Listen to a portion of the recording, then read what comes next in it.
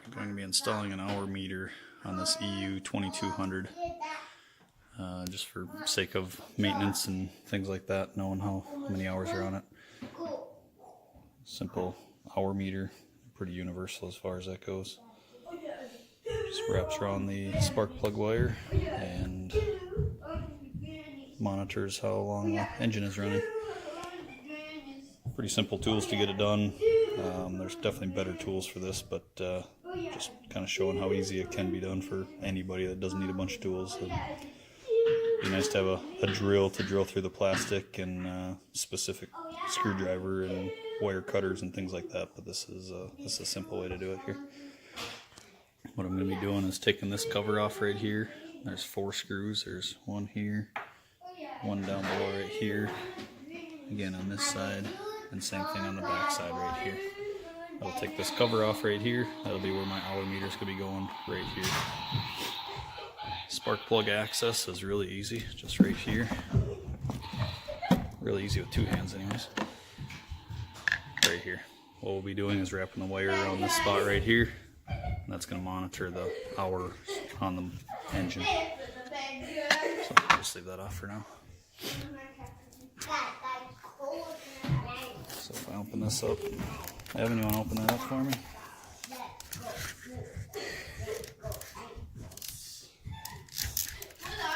Child-proof, right? Okay, so we've got the wire, which is what we'll use to run from the hour meter to the spark plug. Zip tie, which that's going to be just zipping off the wire on the spark plug itself. Hour meter, which is a nice setup right here. The wire just goes into this spot right here. That's how it gets monitored. It's got 2 trips on this specific moose one. So if you hold it down, timer 1, timer 2, and then back to total as far as that goes. When it's running, that'll actually be flashing. The hour glass will be flashing, which is kind of nice to know that it's actually working. This one comes with a little hour meter logbook, so you can keep track of maintenance or whatever you're doing. I'll probably be doing it just in the owner's manual of the generator itself. But a couple screws if you want to tap those and screw it into the generator. And then what I'm going to be using, at least for now, we'll see how it goes, but just some 2-sided tape that comes with it as well. That'll work for what we need to do. So, like I said, owner's manual is probably where I'll be keeping the hours on.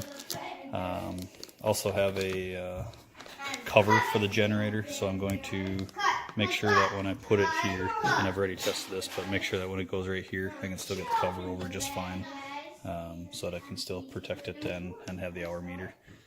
I wanted to put the hour meter right here because when I'm using it, I want to have it in front of my face on how many hours are on it and what's going on. So I thought about putting underneath the cover here, just on the back side of this or something, but then it's going to be out of sight and out of mind, and I might as well not put the hour meter on it in the first place. So I will kind of give you some rundown along the way as to how I'm doing this.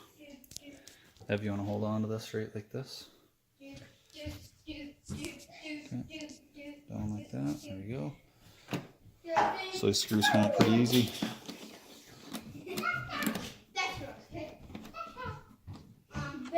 Guys, can you be quiet while I'm doing this video? Another screw right here. Goes in quite a ways, so you gotta have one that's got a little bit of a length to it.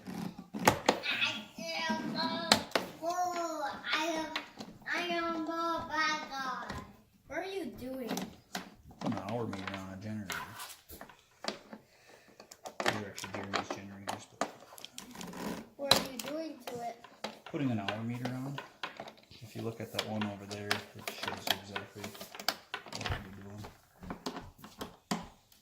Oh, that? Yep. So there's that. Those are huge screws. Those are huge screws. So and this just pulls out. It comes over this lip right here, and then just pulls out. It feels like I got it out far enough here.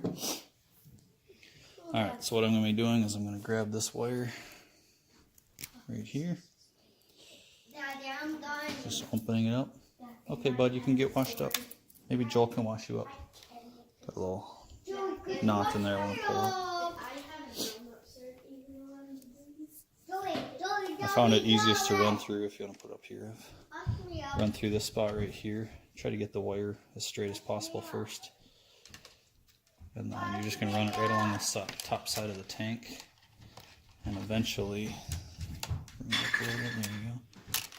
Eventually, if you want to look into this spot now, eventually you'll be able to see it if you hold it right there, bud. Eventually, with any luck, I'll be able to see it coming in around here somewhere.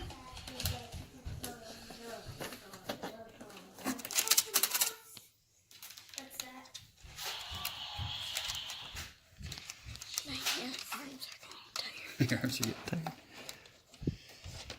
You see it coming around there at all, Ed? No. Just start to feel it.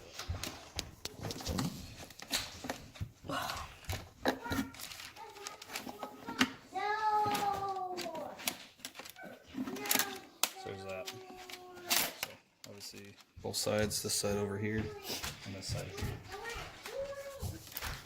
So from there is what I'll be doing, is putting a hole. I'm gonna come over here, have a look at just right here. I'm putting a hole right here.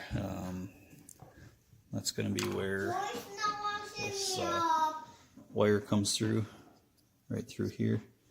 Where that's gonna go, it'll just be flush mounted just like that.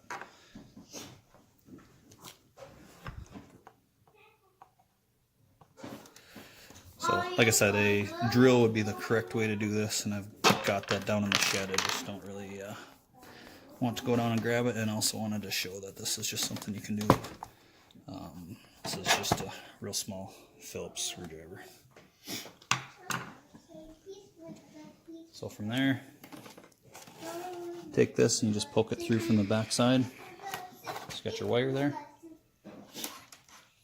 At this point, you can actually close this section back up.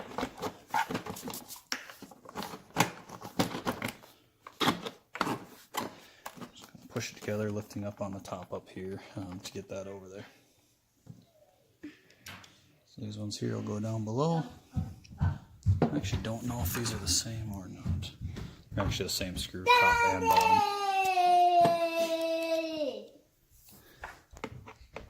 Sorry about the noise of the kids in the background. No kids in the bathroom. Background, I said, buddy. Daddy.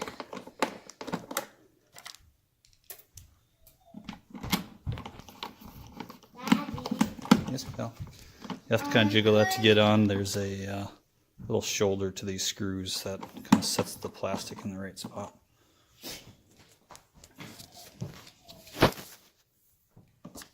Push him back. What? Okay, so here's that.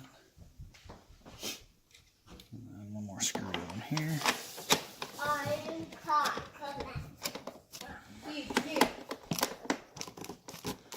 There's that. So,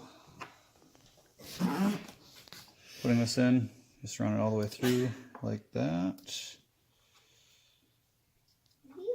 Like that. Then you flip this over, push that all the way in, and just kind of help it down, but you push in, it's going to be flush at that point. So what's going to happen is, it's going to eat up all the slack here, that's going to go just like that. So, in this case, I'll take the two-sided tape, take one side off, put it in just like this. What I'm worried about is this doesn't sit overly flush on this part, so I don't know how long this is going to last, but I was trying to keep the amount of holes in the cover to a minimum, but we'll see how it goes.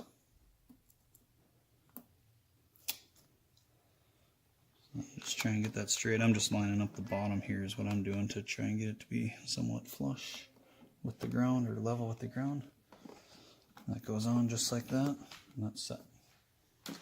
So on the next part, if you want to come over here, Evan, and look at this part. I'm just going to use probably about 6 inches here, and then just cut off the extra. Make sure you're not cutting off too much. You can always cut more off, but hard to add back to it later. So up here, can you get it up higher a little bit, Ev? This part here, this just pops off. That's your spark plug wire. That's going to be what we're using to get a feed to know when the motor is running. So if you want to take that back, Evan, it's going to be just about done here. Alright, so then with this part, all you got to do is wrap it around a handful of times. Don't have to worry about having it real close together just yet, because when you're done, you can actually just kind of scoot it together like that. Then from there is what you do. Is you run it back to itself just like that. Run a zip tie around it. Not sure how many times it actually has to go around, but just a handful of times you'll be good to go. Zip tie around it. Make sure it's tight. This is going to be what keeps the wire on the bigger wire, the spark plug wire. Cut off that loose end there. Again, a dedicated wire cutters would work a lot better, or side snips. Oops. This thing's pretty worn out from using for stuff it shouldn't be getting used for. There we go, there's that. Put spark plug wire back on. Obviously if you don't do that, you're not going to be running. And that is basically it. So that's how that looks in there. Like I said, just kind of running on its own wire. And that's the finished product there. Like I said, then the cover can still go on it. Just be careful when you're putting the cover on and off that you're making sure that the elastic on the bottom of the cover isn't pulling on that. But there you go, you've got a working hour meter at that point. Any questions, just put them in the comments and I'll see what I can do to help. It'll work on an EU2000 or 2200 and really any motorized vehicle for that matter. So